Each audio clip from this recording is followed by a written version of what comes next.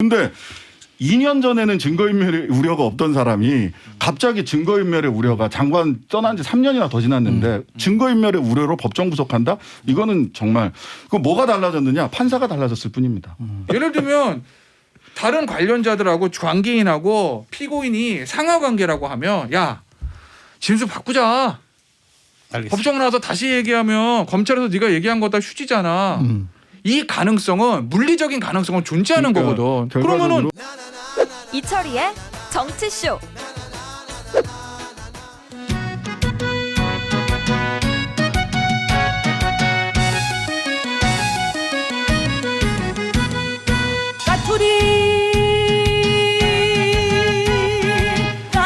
서초동 까투리 진행하겠습니다. 김태현 변호사 어서 오십시오. 안녕하세요. 네. 딴 데 정신 팔고 있는 거예요 지금? 원고에 집중하는 저 가까스로 시간 맞춰서 와서. 제가 일주 갔어요 오늘은. 원래 김태현 변호사가 이렇게 시간차로 인사를 하면서 처음부터 이렇게 딱 주목도를 높이는 모든 방송에서 그렇게 하더라고요. 훌륭하고. 그러게? 그러니까 이제 보면은 저 장식이 형이랑 신장식 변호사님도 오셨습니다. 네, 안녕하세요. 신장식입니다. 따로 방송하는 거 있거든요. 4명이서. 네. 그러니까 제가 인사 안녕하세요 하는데 3명 안녕하세요 하는데 저는 끝나고 안녕하세요 해요.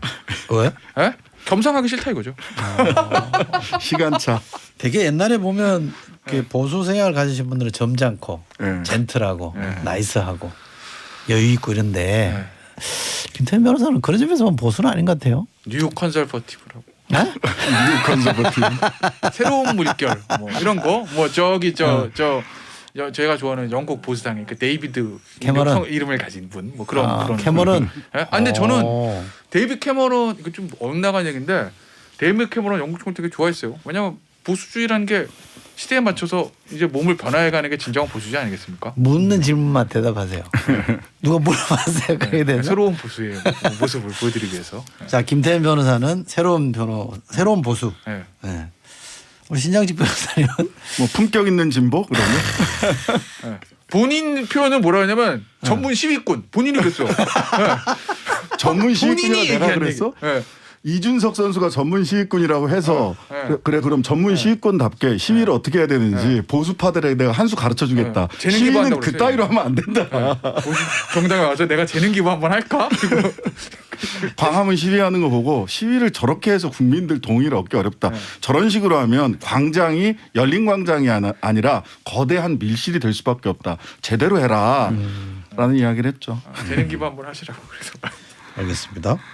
김원경 전 환경부 장관 1심에서 2년 6개월 선고받고 법정 구속됐는데 이게 이제 과거에 문학의 블랙리스트랑 뭐 다르냐라는 비판이 나오니까 청와대가 이 건은 블랙리스트 사건이 아니다라고 반박을 했어요. 이 얘기 좀 잠깐 해보죠. 청와대가 왜 이런 입장을 냈을까요? 이거 일단은 판결문 보시면 청와대 인사들이 기소된 건 없었어요. 네. 그렇죠? 이제 신은경 저 비서관 비서관 있군요. 인사 비서관이랑 환경부 장관인데 인사 비서 신미수. 인사비 똑같이 두 사람 다 유죄가 선고되는데 환경부 장관은 이제 법정 구속, 그다음에 인사 비서관은 집행유예예요. 둘이 똑같이 공모했는데 왜 한 사람은 집행유예가 됐냐? 그게 양형이유잖아요. 거기 양형이유 보면 본인 신은경 비서관 같은 경우 이거 한다고 해서 개인적 이득을 얻는 것도 없고. 그리고 혼자 단독으로 했을 것으로 보이지 않는다 이런 표현이 있어요. 그 얘기는 인사비서관 위에 인사수석도 있고. 아, 요것도 판결문 보신 것 같네? 본인 건도 아닌데. 언론의 기사만 봤습니다. 기사만 봤어요. 기사만. 제가 이렇게 나올 줄 몰랐죠. 에? 안 봤어요 판결문은. 내 사건도 아닌데. 저는 일관성의 사람입니다. 에? 내 사건도 아닌데. 근데 아니, 봐도 기사가 돼요. 봐도 돼. 기사가 있길래. 근데 이제 그런 양형이 있다는 거 언론이 다 그걸 주목한 거죠.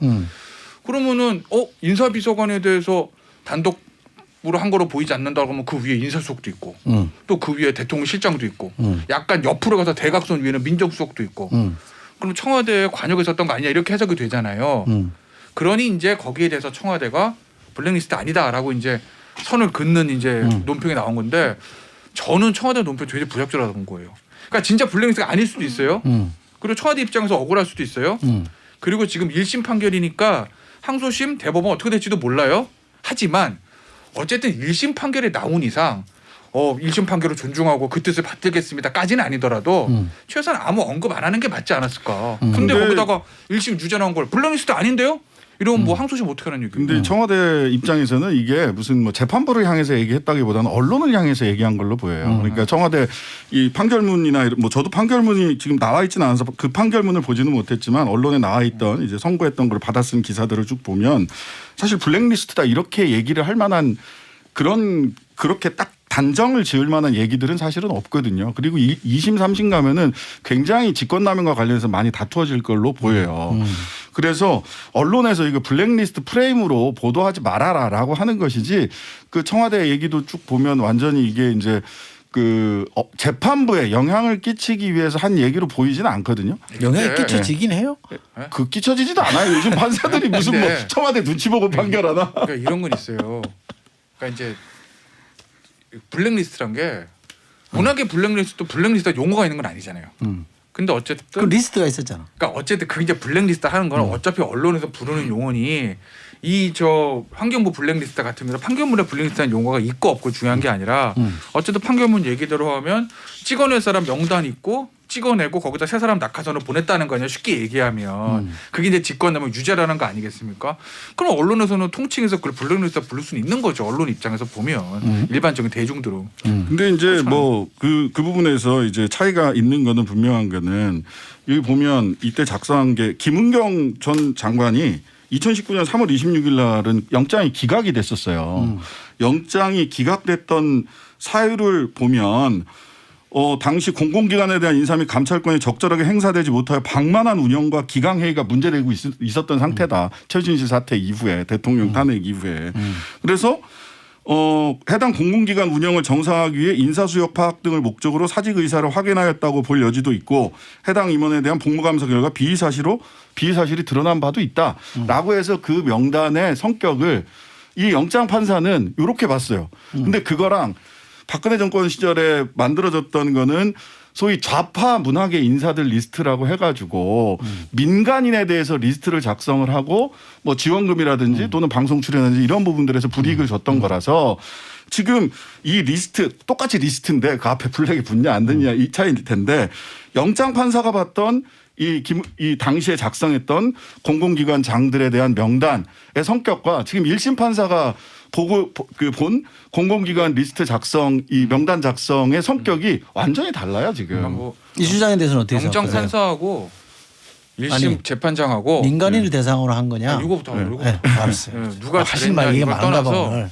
이런 거예요. 그러니까 대한민국 사법 시스템 안에서 이 사건뿐만 아니라 모든 사건에서 영장 판사의 생각, 1심 본안 재판부의 생각이 다를 수는 있습니다. 예.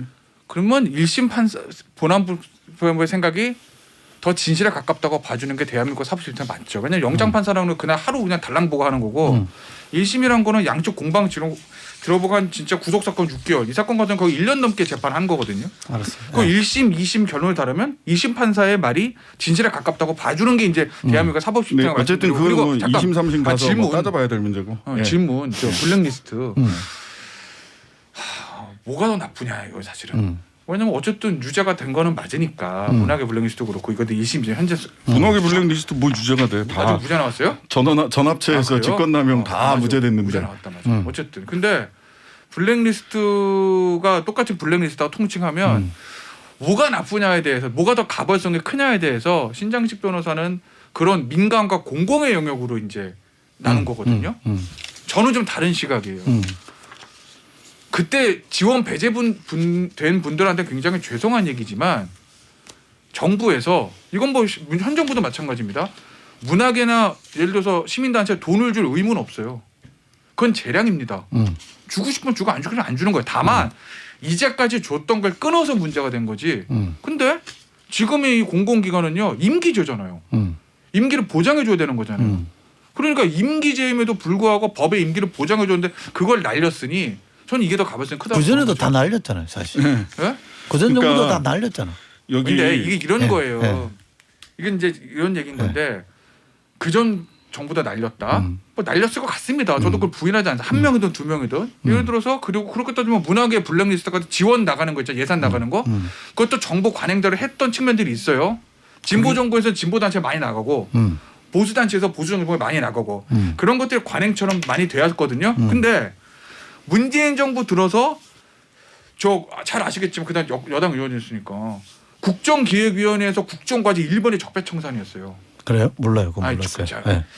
여당 의원이신데 그거를 모르시고 계시면 뭐 자, 변방에 짧게 좀 해, 짧게. 그러면 적폐청산에 여러 가지 저 쟁점들 가운데 하나가 이제까지 관행으로 생각되는 것들을 그거를 용인할 게 아니라 문제를 바로 잡아야 된다 이거 아니에요. 그러면서 들이댄 칼이 직권남용이잖아요. 자기도 똑같이 그래서 맞아야지, 직권남용 그거를. 지금 다 무죄됐잖아요. 아니, 전원합의체까지 가서 다 돼버렸잖아요. 근데 그리고 문화부 그 리스트도 다 무죄 났어요? 사실상 다 무죄가 났어요. 화이트 리스트는 유죄 아닌가? 1월 30일 날 전원합의체 판결되면서 공공기관에서는 서로 그런 의견 조율할 수 있다. 그래서 직권남용이 이르지 않았다. 그 의무 없는 일을 하게 한 건 아니다.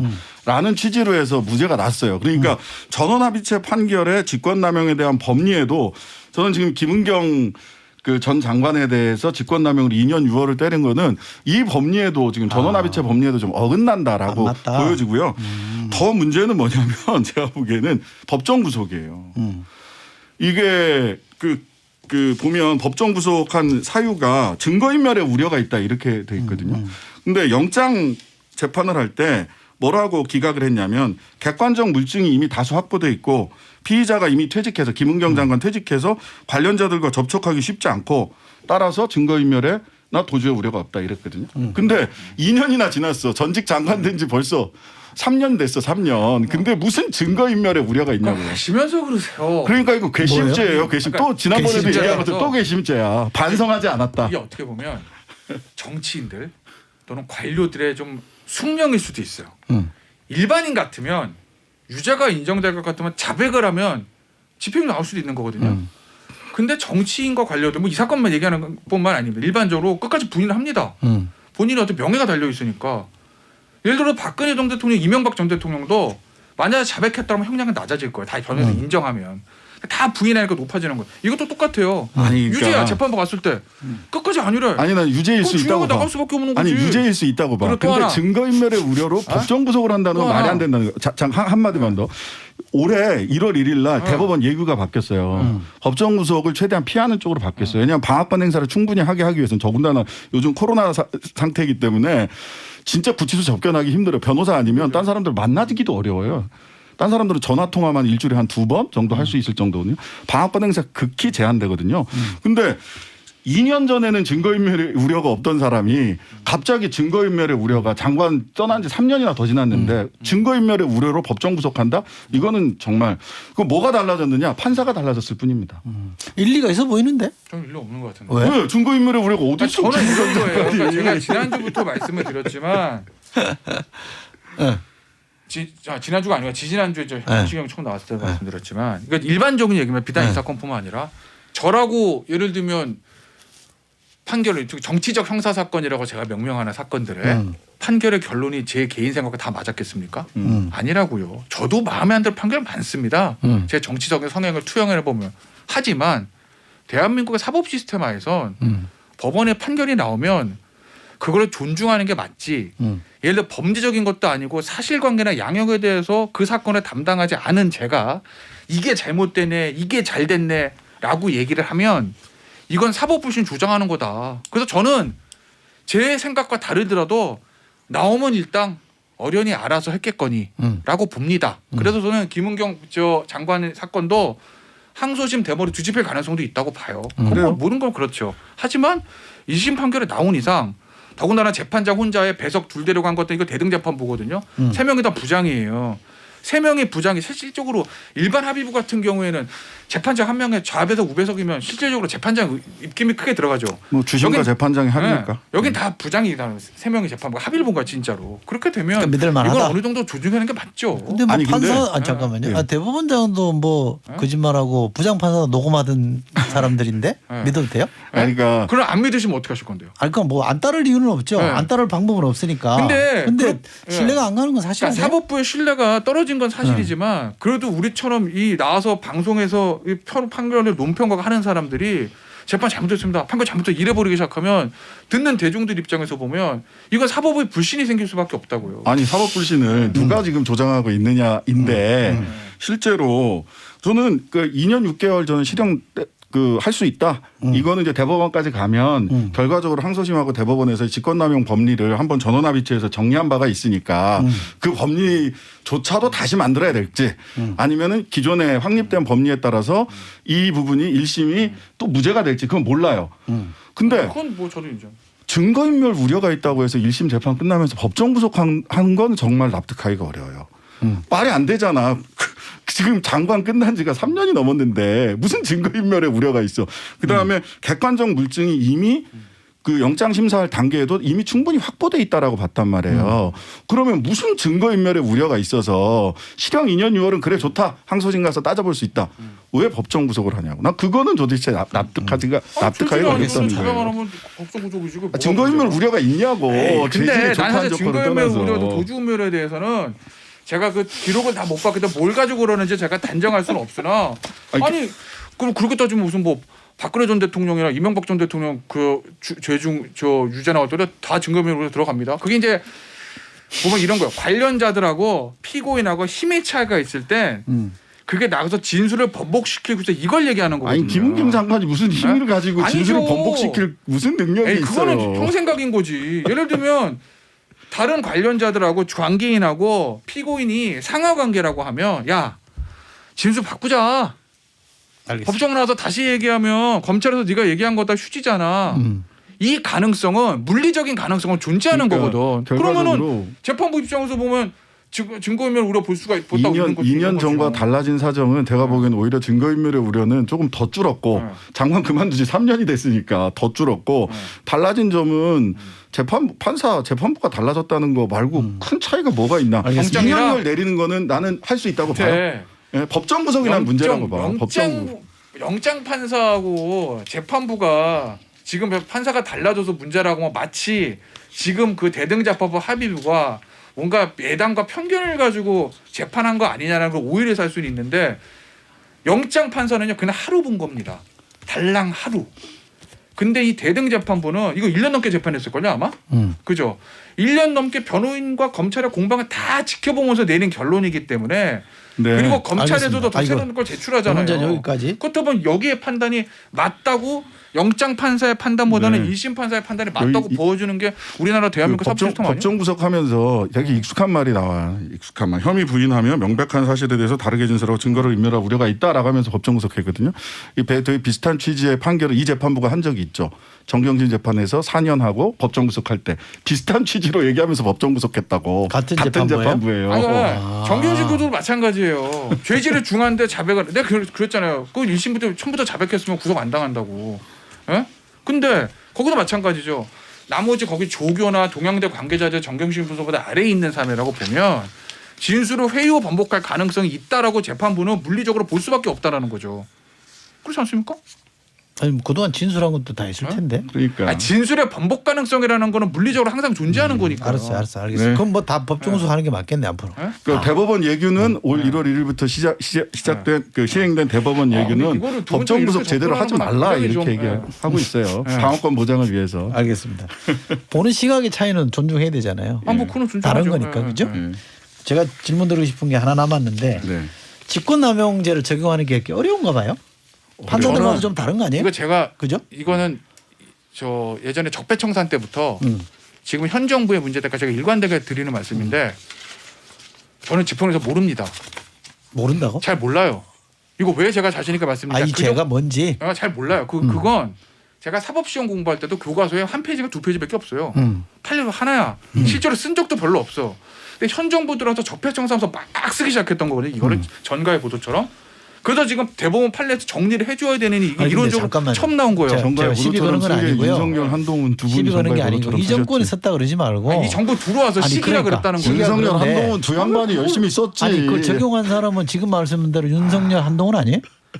문재인 그렇게 정부의 따지면? 정권 검찰총장이라면서요. 아 그래서 시켜서 한 거예요? 그럼 네? 그리고 어쨌든 이 정부 시기가 이 정권 이 아니, 정부 시기가 들어와서 그렇다는 한다고 거지. 이게 하여튼간에 그런 직권남용죄에 대해서는 전 이런 생각이 들어요. 이게 그 백운규 전 장관 영장 기각하면서 이거 되게 불확정 개념이고 추상적 개념이다. 맞아요. 그러니까 폭행 이러면 한 대 때리고 맞고 이 구체적인 개념이란 말이죠. 근데 직권남용 굉장히 불확정적이고 추상적이에요. 그러다 보니까 전원합의체에서 1월 30일 날 뭐 직권남용에 대해서 법리를 정리하기까지 굉장히 이런저런 말들이 많았는데 그러다 보니까 아직 판례가 충분히 안 쌓여 있고 굉장히 추상적이다 보니까 판사에 따라 달리 해석하는 부분이 분명히 있어요. 저는 이렇게 고무줄 잣대를 하느니 차라리 입법으로 해결하는 게 낫다라는 생각이 들어요.